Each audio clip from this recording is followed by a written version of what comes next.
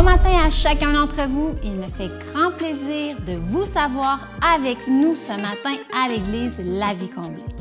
Alors tout d'abord, je tiens en mon nom et en celui de toute l'Église à vous souhaiter un très joyeux Noël. Donc, j'espère que votre Noël est rempli de douceur, de paix et que malgré les circonstances, vous passez un bon temps. Quelques petites annonces pour vous, très rapides ce matin. Alors, tout d'abord, je tiens à vous rappeler que dimanche prochain, le 2 janvier, nous serons également en ligne seulement. Donc, il n'y aura pas de présentiel au cinéma. Le service aura lieu, même heure que d'habitude, mais le tout aura lieu sur Facebook ou encore sur YouTube. Donc, on vous y attend. Et pour terminer, si vous désirez donner, vous savez que même si vous n'êtes pas sur place ce matin, il est également possible pour vous de le faire en vous rendant sur notre page web au www.lavicomblée.com et en sélectionnant « Faire un don ». Par la suite, toute la marche à suivre vous sera donnée et vous pourrez ainsi semer votre dîme ou vos offrandes dans le ministère de la Vie Comblée. Donc, merci à vous d'être là ce matin et vous allez voir, ça va être un excellent message. Bon dimanche matin à tous. Soyez les bienvenus à la Vie Comblée. Pour ce dernier dimanche de l'année, on va célébrer notre Dieu ensemble ce matin. Amen. Ce Dieu que le secours ne manque jamais, qui est toujours présent et qui est plus puissant que n'importe quelle circonstance. C'est lui qu'on loue ce matin. Amen. Oh, il est le Dieu de miracles. Tu transformas l'eau en vin, toucha les yeux de ta main, nul n'est comme toi, comme toi. Dans les ténèbres tu brilles, tu nous redonnes la vie, nul n'est comme toi,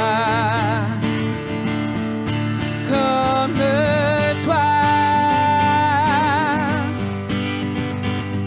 Dieu admirable, inébranlable, ton nom surpasse toute puissance. Dieu de miracles, incomparable, oh Dieu, oh Dieu. Tu transformes l'eau en vin. Oh, tu transformes l'eau en vin, toucha les yeux de ta main, nul n'est comme toi, non, comme toi. Dans les ténèbres tu brilles, tu nous redonnes la vie, nul n'est comme toi, oh, comme toi. Dieu admirable, inébranlable, ton nom surpasse toute puissance. Dieu de miracles, incomparable, oh Dieu, oh Dieu. Dieu admirable, inébranlable, ton nom surpasse toute puissance. Dieu de miracles, incomparable, oh Dieu, oh Dieu. Si notre Dieu est pour nous, qui pourra nous arrêter? Et si Dieu est avec nous, qui sera contre nous? Si notre Dieu est pour nous, qui pourra nous arrêter? Et si Dieu est avec nous, qui sera contre nous? Si notre Dieu est pour nous, qui pourra nous arrêter? Et si Dieu est avec nous, qui sera contre nous? Si notre Dieu est pour nous, qui pourra nous arrêter? Et si Dieu est avec nous, qui sera contre nous?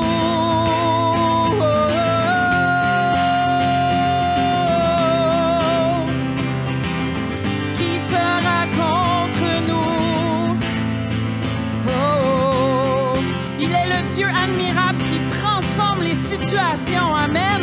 On va le chanter, Dieu admirable, Dieu admirable, inébranlable, ton nom surpasse toute puissance, mirable, incomparable, oh Dieu,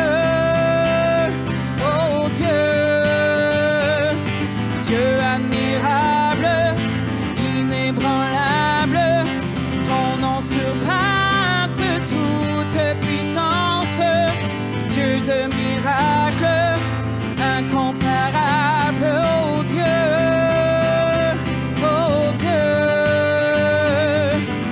si notre Dieu est pour nous, qui pourra nous arrêter?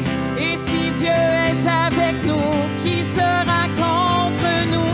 Si notre Dieu est pour nous, qui pourra nous arrêter? Et si Dieu est avec nous, qui sera contre nous?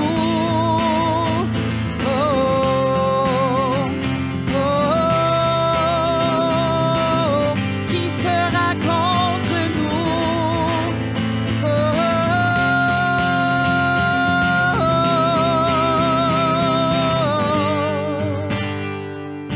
Dieu admirable, inébranlable, ton nom surpasse toute puissance, Dieu de miracles, incomparable, oh Dieu,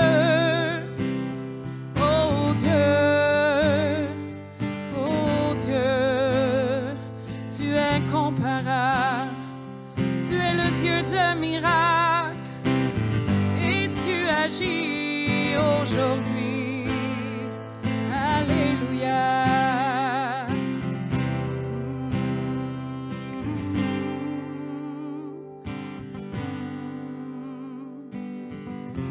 Ah, merci Seigneur d'être ce Dieu de miracles, encore puissant aujourd'hui, encore à l'œuvre aujourd'hui.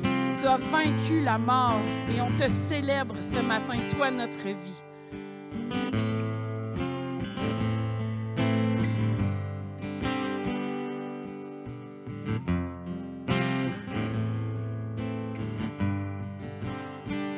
Par ses blessures, je suis guéri. Par ses mains percées, je suis libre. Par son sang purifié, en lui nous avons la victoire. Par ses blessures, je suis guéri. Par ses mains percées, je suis libre. Par son sang purifié, en lui nous avons la victoire. Le péché est brisé, car Jésus a tout vaincu.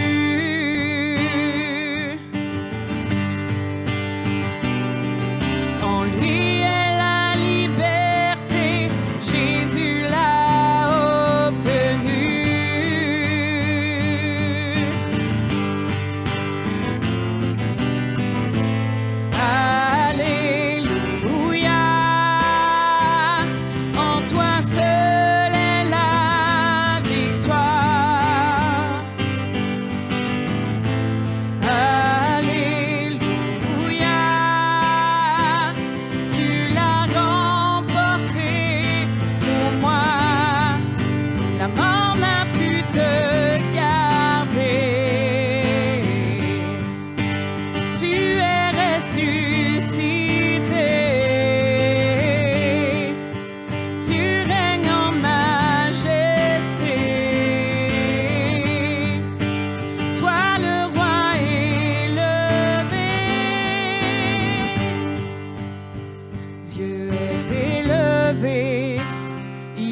est vivant, il règne dans les cieux, il est vainqueur.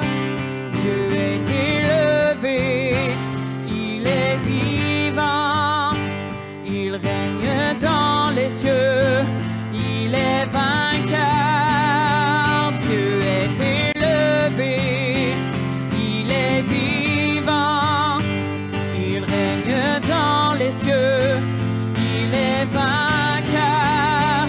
Dieu est élevé, il est vivant, il règne dans les cieux, il est vainqueur. Alléluia. En toi seul est la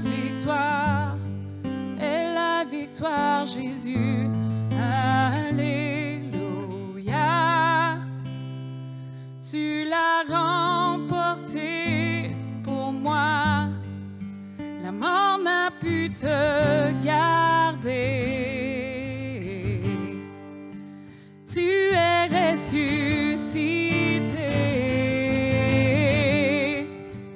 Tu règnes en majesté.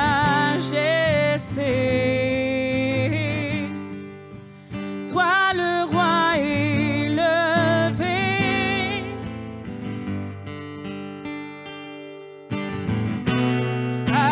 Alléluia. En toi seul est la victoire. Alléluia. Tu l'as remporté pour moi. La mort n'a pu te garder. Tu es ressuscité. Tu règnes en majesté. Toi le roi élevé. Oh, tu es élevé, Jésus. Tu es élevé. Oh, nous t'élevons, nous t'adorons pour qui tu es, pour qui tu es. Nous te louons, Jésus. Merci Seigneur. On peut traverser cette année en sachant que tu as quelque chose pour nous l'an prochain, qui est dans quelques jours, mais on sait que tu as des choses nouvelles pour ton Église. Église, la vie comblée, ton Dieu a des plans de bonheur, de paix, de joie. Il a un vin nouveau en réserve pour nous et il n'y a rien qui peut changer ça. Amen.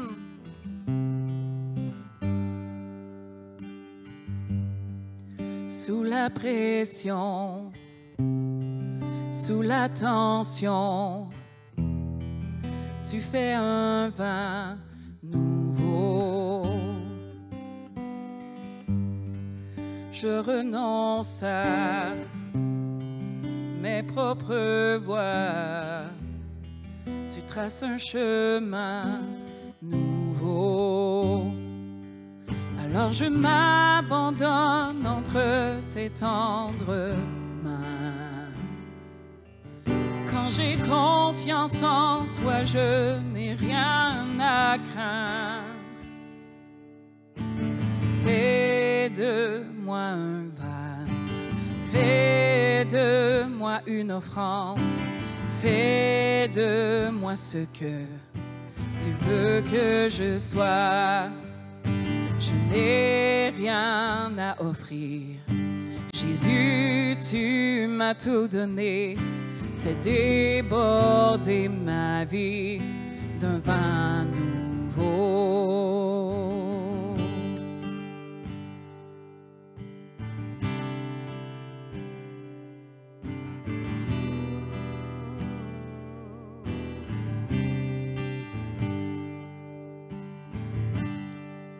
Sous la pression, sous la tension. Tu fais un vin nouveau. Je renonce à mes propres voies. Tu traces un chemin nouveau. Tu traces un chemin nouveau. Fais de moi un vase. Fais de moi une offrande. Fais de moi ce que tu veux que je sois. Je n'ai rien à offrir. Jésus, tu m'as tout donné. Fais déborder ma vie d'un vin nouveau. Fais déborder ma vie d'un vin nouveau. Fais déborder ma vie d'un vin nouveau. Quand le vin est nouveau, la puissance est nouvelle. Il y a la liberté. Le royaume est là. Je laisse mes anciennes flammes pour qu'un feu nouveau brûle en moi.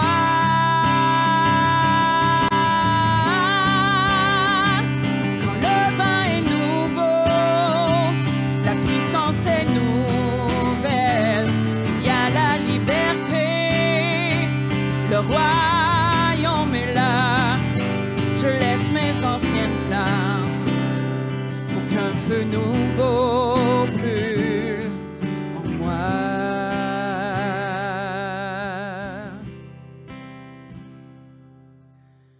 Fais de moi un vase. Fais de moi une offrande. Fais de moi ce que tu veux que je sois. Je n'ai rien à offrir. Jésus, tu m'as tout donné. Fais déborder ma vie d'un vin nouveau. Fais de moi un vase. Fais de moi un vase. Fais de moi une offrande. Fais de moi ce que tu veux que je sois. Je n'ai rien à offrir. Jésus, tu m'as tout donné. Fais déborder ma vie d'un vin nouveau. Fais déborder ma vie d'un vin nouveau. Fais déborder ma vie d'un vin nouveau.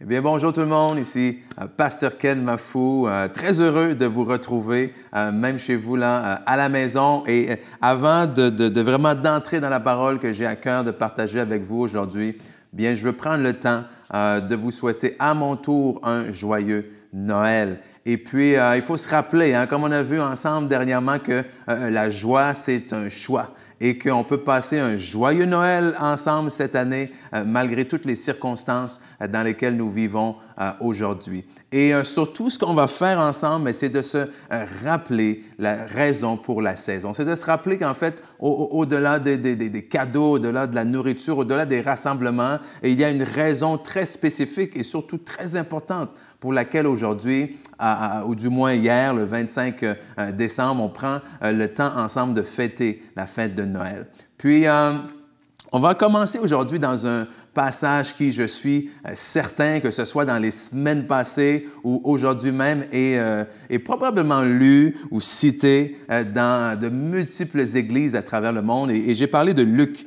chapitre 1, versets 26 à 38, où on voit vraiment l'annonce de l'arrivée de Jésus, l'annonce de l'ange Gabriel qui s'en va voir Marie et qui lui annonce tout ça. Donc, je vous invite à lire ce passage-là avec moi.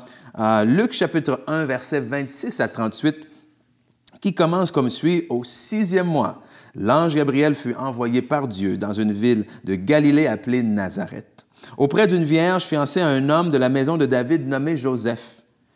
Le nom de la vierge était Marie. L'ange entra chez elle et dit, « Je te salue, toi à qui une grâce a été faite, le Seigneur est avec toi. » Troublée par cette parole, Marie se demandait ce que pouvait signifier une telle salutation. L'ange lui dit, « Ne crains point, Marie, car tu as trouvé grâce devant Dieu. Et voici, tu seras enceinte, tu deviendras enceinte, et tu enfanteras un fils, et tu lui donneras le nom de, devinez, Jésus. Il sera grand et appelé Fils du Très-Haut, et le Seigneur Dieu lui donnera le trône de David, son père. Il régnera sur la maison de Jacob éternellement, et son règne n'aura point de fin. » Marie dit à l'ange, « Mais comment cela se fera-t-il, puisque je ne connais point d'homme? » L'ange lui répondit, « Le Saint-Esprit viendra sur toi, et la puissance du Très-Haut te couvrira de son ombre. C'est pourquoi le Saint-Enfant qui naîtra de toi sera appelé Fils de Dieu. Et voici, Élisabeth, ta parente, a conçu, elle aussi, un fils en sa vieillesse. Et celle qui était appelée stérile est dans son 6e mois. Car, verset 37, rien n'est impossible à Dieu. Marie dit, « Je suis la servante du Seigneur, et qu'il me soit fait selon ta volonté. » Et aujourd'hui, si je peux mettre un titre au message que je veux vous apporter aujourd'hui, eh bien, c'est Noël, c'est mon histoire. Noël, c'est mon histoire. Et vous savez, Noël, il y a beaucoup de choses qui sont, comment dire, classiques. Et honnêtement, en tant que pasteur et en devant prêcher à Noël, des fois, j'avoue que j'essaie de dire, mais comment est-ce que je peux apporter un message qui va sortir des versets traditionnels, OK? C'est un peu comme toutes les espèces des différentes traditions de Noël que nous avons, que ce soit au niveau de la nourriture, que ce soit la tourtière, que ce soit la dinde, OK? Il n'y a pas un Noël où est-ce que vous arrivez, puis tout d'un coup, vous dites, mais OK, cette année, il n'y a pas de dinde, cette année, on va séparer ensemble la chèvre de Noël, OK? Hey, les enfants, venez autour, on va couper la chèvre et tout ça. Et je ne sais pas, peut-être qu'il y a des pays dans lesquels c'est le cas, mais ici, au Québec, c'est la dinde, on va parler peut-être du jambon et tout ça, mais la chèvre de Noël, pas vraiment, OK? Et même au niveau de la musique de Noël, OK? Quand on fait, par exemple, des biscuits avec les enfants ou les cadeaux, différentes activités, j'aime bien mettre de la musique de Noël dans la maison. Et je réalise que, dans le fond, la musique de Noël, c'est toujours les mêmes chansons. C'est toujours les mêmes chansons. Les différents artistes vont reprendre ces chansons, les mettre un peu à leur sauce, comme on peut dire. Mais à la fin de la journée, tu sais, on dirait qu'il n'y a personne qui ose vraiment écrire une nouvelle chanson de Noël. C'est comme si tu ne peux pas toucher à ça. Il y a des classiques. Et pour moi, le passage qu'on vient de lire ensemble en Luc chapitre 1, c'est un classique de Noël. C'est difficile de dire, on va apporter un message à Noël sans parler de la naissance de Jésus. Ce n'est pas juste difficile, c'est même inconcevable. Mais aujourd'hui, bien qu'on va examiner ensemble cette histoire, alors que je lisais et que j'examinais autour, je réalise qu'en fait, oui, il y a l'histoire de Jésus, mais il y a l'histoire de tout un temps ou de plusieurs autres personnes, si je peux dire, qui sont impactées par l'histoire de Jésus. C'est-à-dire qu'alors qu'on lit le récit de la nativité, il y a d'autres personnages qui entrent en jeu et ces personnages-là ont leur histoire aussi qui sont affectés. Juste à vous faire l'image de la crèche, OK? C'est cette image-là qu'on voit, que ce soit devant les églises des fois où les gens l'ont sous le sapin ou quoi que ce soit. Il n'y a pas seulement Jésus, Marie et Joseph autour du bébé. Il y a d'autres personnages, d'autres gens dont leur histoire est affectée. Il y a les bergers. Les bergers qui étaient en train de faire leur travail et tout d'un coup, boum, OK, il y a des anges qui leur apparaissent, des anges qui commencent à leur parler du ciel et leur dit, allez voir, suivez l'étoile, allez voir le bébé. Il y a des rois mages dont leur histoire aussi a été affectée par ça. Il y a bien entendu, l'ange Gabriel l'a nommé, il y a Élisabeth, la cousine de Marie. et son époux, Zacharie. Wow! Est-ce que leur histoire a été affectée par l'histoire de Noël, par l'histoire de Jésus? Bien entendu. Okay, ils ont mis au monde celui, Jean, appelé Jean le Baptiste, qui allait être appelé à frayer le chemin pour la venue de Dieu. Donc, leur histoire a été chamboulée. Et que dire de Marie et de Joseph? Okay? On s'entend que leur histoire à eux a été affectée par l'histoire de Noël.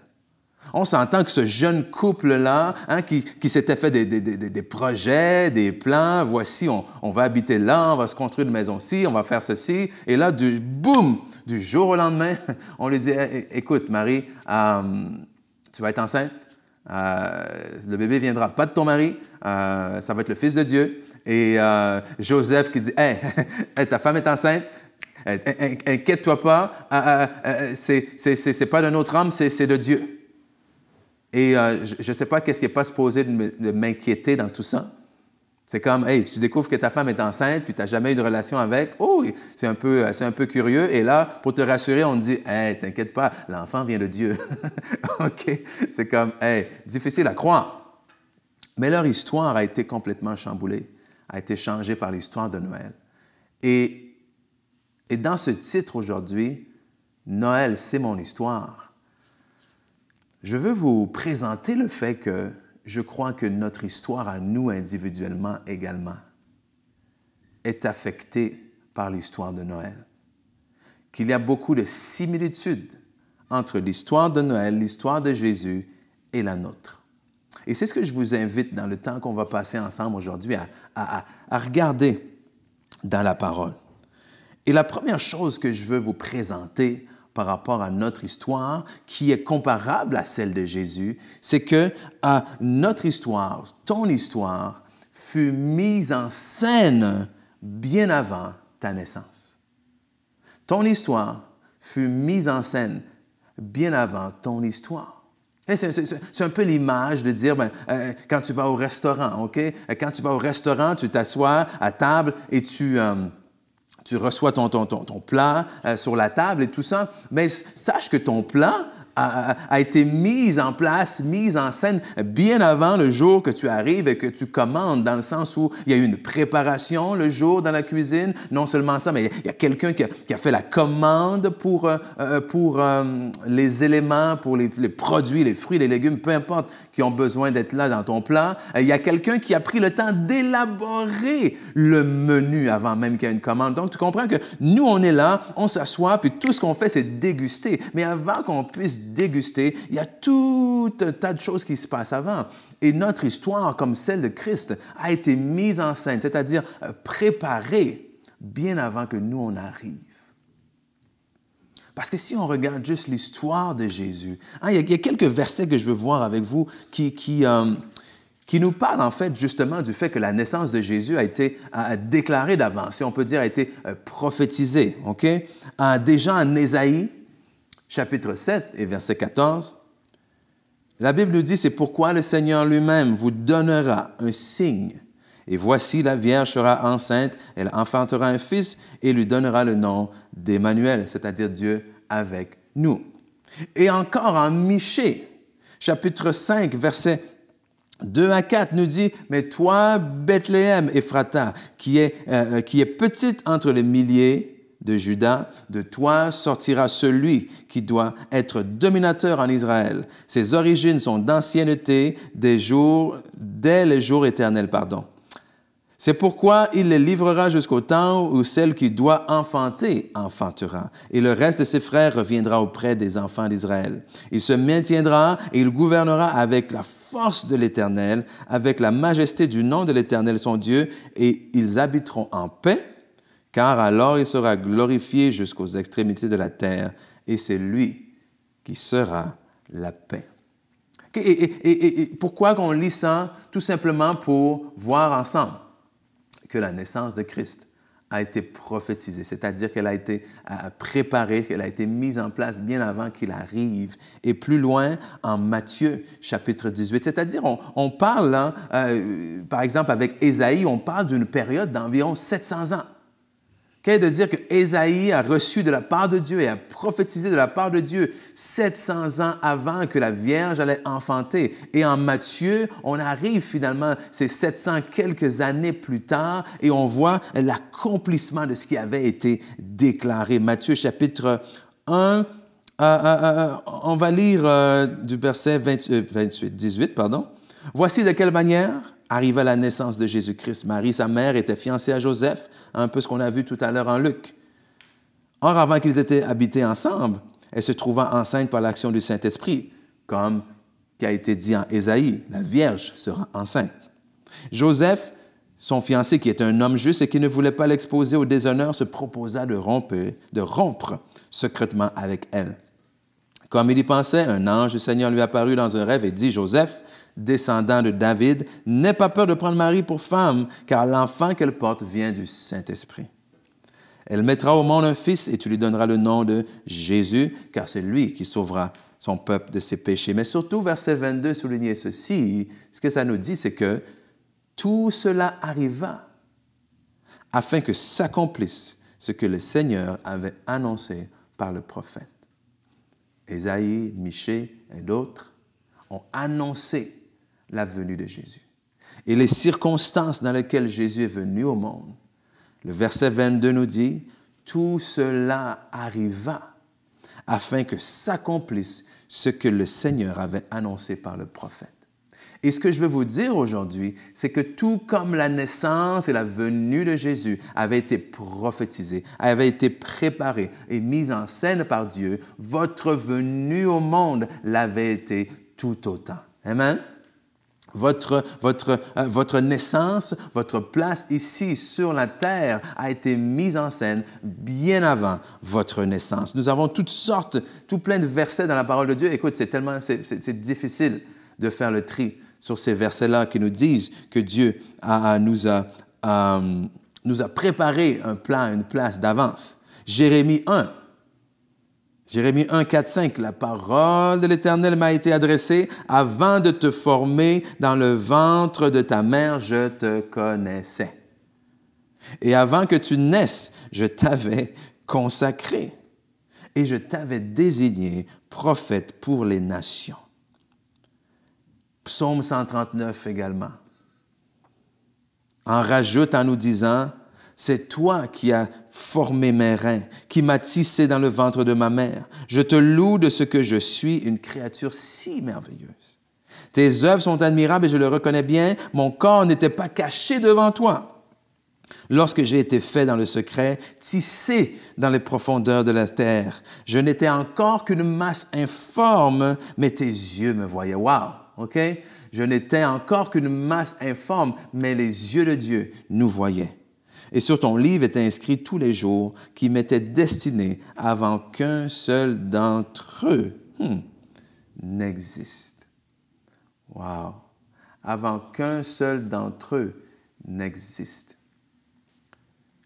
Et vous savez, des fois dans la vie, comme dans la saison qu'on est en train de passer ensemble, globalement tout le monde, il y a des choses qui ne sont pas faciles. Il y a des choses qui ne se produisent pas toujours comme on l'espère, comme on s'y attendait, comme on avait prévu, comme on avait planifié.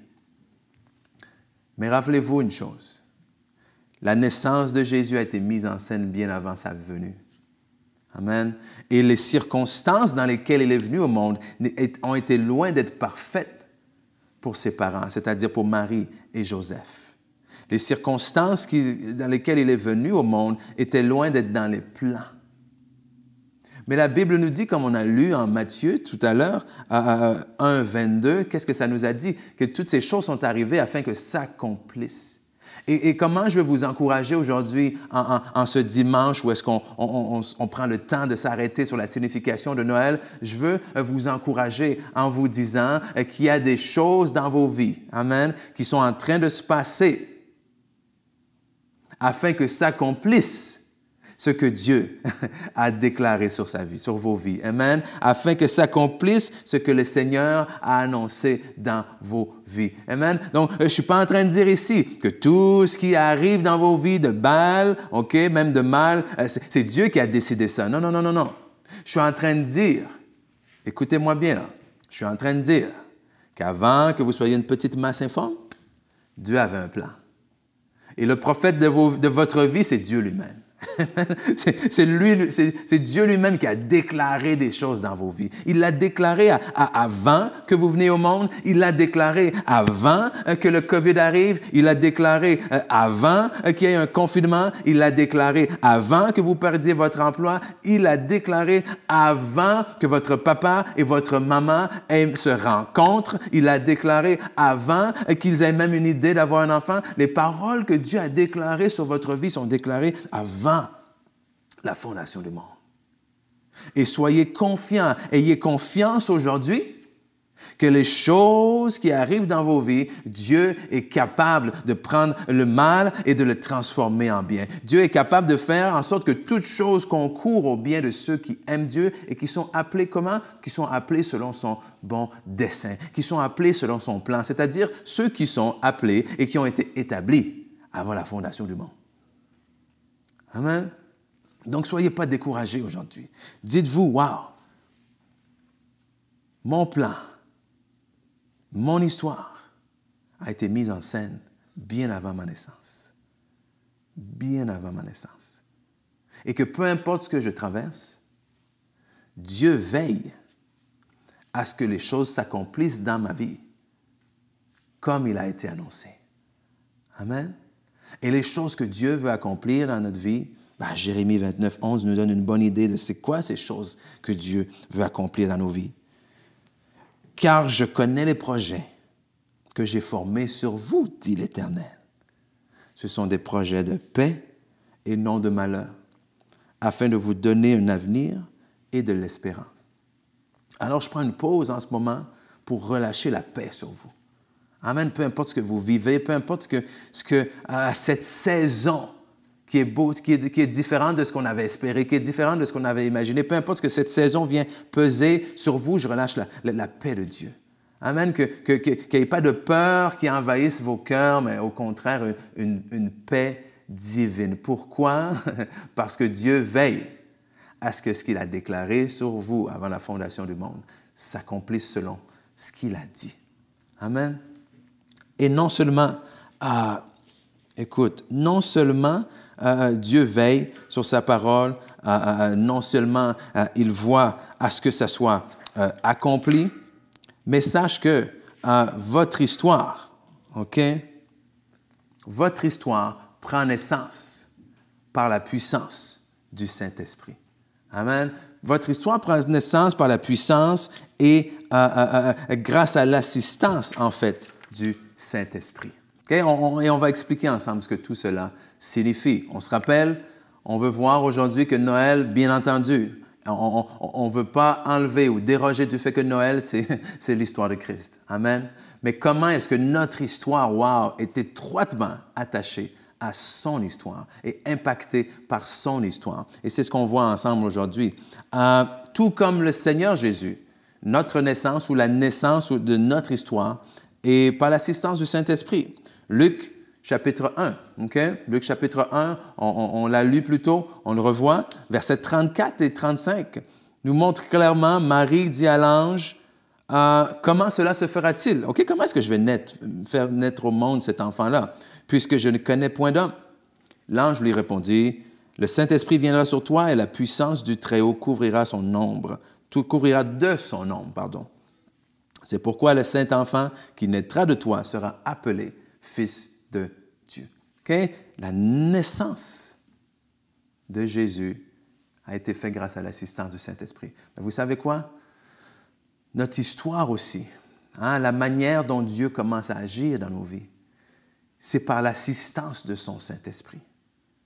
D'abord, du fait qu'en tant qu'enfant de Dieu, lorsqu'on met notre foi en lui, la Bible nous dit que nous naissons de nouveau. On appelle ça la nouvelle naissance. C'est qu'on est né une fois de la chair d'une femme, mais on renaît une seconde fois, cette fois-ci de l'Esprit de Dieu, né par l'Esprit. Et c'est ce qu'on voit en Jean chapitre 1. On va lire à partir du verset 9, donc Jean chapitre 1, verset 9 à 13.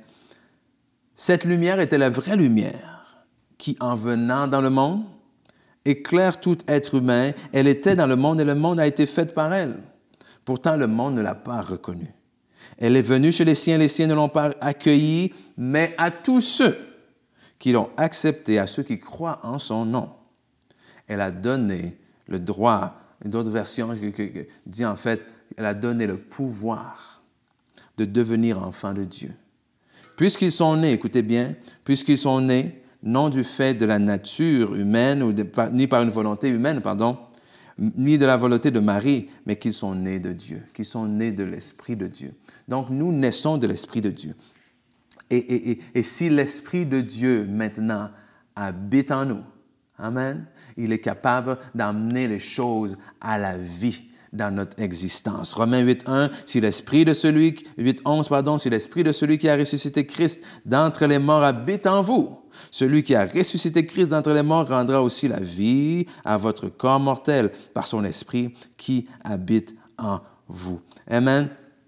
Parce qu'une vie surnaturelle, une histoire surnaturelle, c'est une histoire qui n'est pas limitée justement par les paramètres naturels, par les paramètres de ce monde. Et la manière dont notre histoire est changée, la manière dont notre histoire prend une direction divine, c'est justement lorsqu'on se laisse remplir et qu'on se laisse guider et diriger par l'Esprit de Dieu. Amen. C'est grâce à l'assistance du Saint-Esprit. C'est grâce à l'assistance du Saint-Esprit, non seulement qu'on découvre les plans et les projets que Dieu a pour nous, mais c'est grâce à l'assistance du Saint-Esprit qu'on arrive à marcher dans les plans que Dieu a pour nous. Hein? C'est lui-même qui nous donne la force d'entrer et de marcher dans ces choses-là. Okay?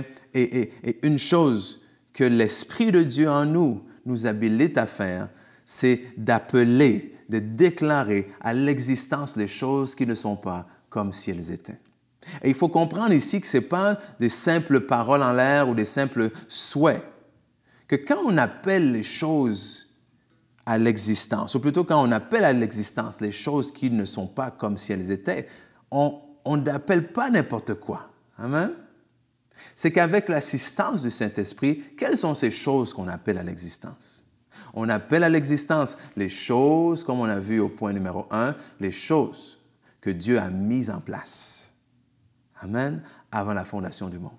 Les choses que Dieu a mises en place avant même notre naissance. C'est-à-dire qu'il y a des choses que Dieu a appelées et déclarées avant même notre naissance. Et de la même manière, avec l'assistance du Saint-Esprit, par la foi, on peut appeler à l'existence les mêmes choses à l'existence dans nos vies, les choses qu'on ne voit pas encore. Amen. Donc, au lieu de regarder votre histoire aujourd'hui et de sortir de votre bouche les choses que vous ne voyez pas ou de vous plaindre à cause des choses que vous voyez, au contraire, à la place aujourd'hui, connectez-vous avec le Seigneur, c'est-à-dire de vous accorder, de vous accorder avec lui, de vous accorder avec ses plans et décider à partir d'aujourd'hui, de votre bouche, de sortir et de déclarer les choses que lui-même a prophétisées sur votre vie avant la fondation du monde, avant que vous soyez même une petite masse dans le ventre de votre mère. Wow! Pour moi, ça, c'est extrêmement encourageant. C'est extrêmement encourageant. Et le point culminant de pourquoi est-ce que finalement Noël, c'est aussi mon histoire, et de comment est-ce que la naissance de Christ vient transformer ma vie, vient transformer et changer mon histoire. On va le voir troisièmement, alors que je veux vous dire que ton histoire peut changer aujourd'hui. Amen. Ton histoire peut changer aujourd'hui. Et je ne sais pas à qui je m'adresse aujourd'hui, je ne sais pas qui est en train d'écouter en direct. Je ne sais pas qui va l'écouter plus tard. Je ne sais pas à qui vous allez partager ce message. Je ne sais pas dans le cœur de qui ces paroles vont tomber, dans les circonstances dans lesquelles vous vivez. Mais je veux que vous entendiez ceci, que votre vie, que votre histoire peut changer aujourd'hui. La vie de Marie et de Joseph a changé en un instant par la venue de Christ. Amen. La vie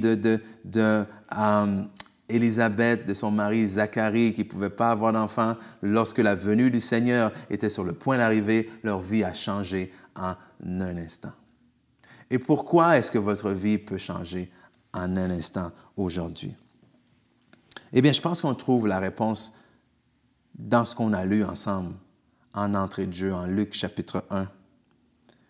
Parce que Luc chapitre 1, verset 37 nous dit d'abord, rien n'est impossible à Dieu. Rien n'est impossible à Dieu. Et j'aime la parole, ou plutôt la version de la Bible, de ce même verset, dans la version parole vivante. Et je veux vous partager ce que ça dit.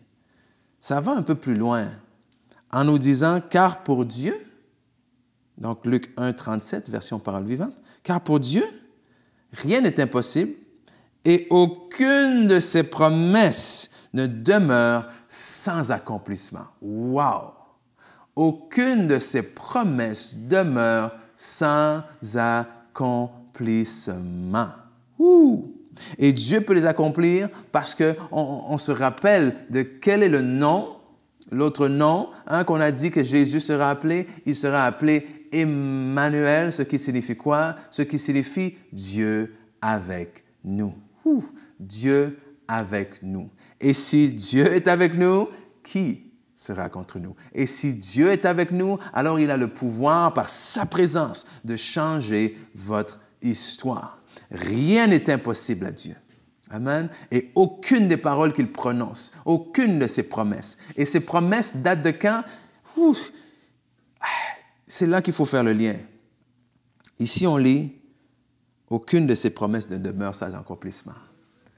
Mais on a commencé en disant quoi? On a commencé en disant que ces promesses datent de avant ta naissance. Donc aujourd'hui, peu importe ce que tu vois de tes yeux, peu importe comment tu te sens, je veux que tu dises avec moi, Dieu a un plan. Et non seulement Dieu a un plan, mais Dieu va voir à l'accomplissement de son plan. Maintenant, pour nous, c'est de continuer et de rester dans la foi. Amen. Dans la foi au Fils de Dieu, parce que c'est cet espoir, en fait, que le Seigneur est venu nous donner. Quand son Fils est né, Dieu nous a envoyé l'espoir. Amen. Il nous a envoyé l'espoir de la vie éternelle. Il nous a envoyé l'espoir de voir nos péchés pardonnés. Mais il nous a envoyé l'espoir aussi de changer nos histoires. Amen. L'espoir de voir les choses qu'on pensait impossibles, justement, au contraire, prendre vie, prendre naissance directement devant nos yeux. Et encore une fois, je veux m'attarder au fait que oui, ce Noël aujourd'hui, wow, c'est encore, on pensait vivre déjà mieux que l'année dernière, mais c'est pas encore parfait, c'est pas encore ce qu'on aurait désiré, c'est pas encore ce qu'on aurait voulu, mais je vous pose la question. Quand est-ce la dernière fois dans vos vies que tout était parfait? Quand est-ce la dernière fois que tout a fonctionné exactement comme vous vouliez? Et aujourd'hui, alors qu'on est dans ce temps des fêtes,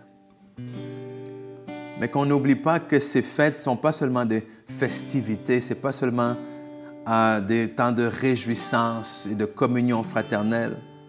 Parce que si pour nous, la définition de temps des fêtes, c'est justement, wow, c'est le temps où est-ce qu'on peut fêter ensemble, fêter en amis, fêter en famille, c'est tout à fait normal qu'en ce moment, on peut être un peu plus démotivé ou découragé. Mais si pour nous aujourd'hui, le temps des fêtes, c'est le temps où est-ce que justement on se réjouit. On se réjouit de l'œuvre de Jésus-Christ. On se réjouit du don gratuit que Dieu nous a donné. On se réjouit aujourd'hui du fait que mon histoire a changé. Même avant que je sois né. Que mon histoire a changé. Pourquoi? Parce que Dieu a envoyé son Fils unique pour moi.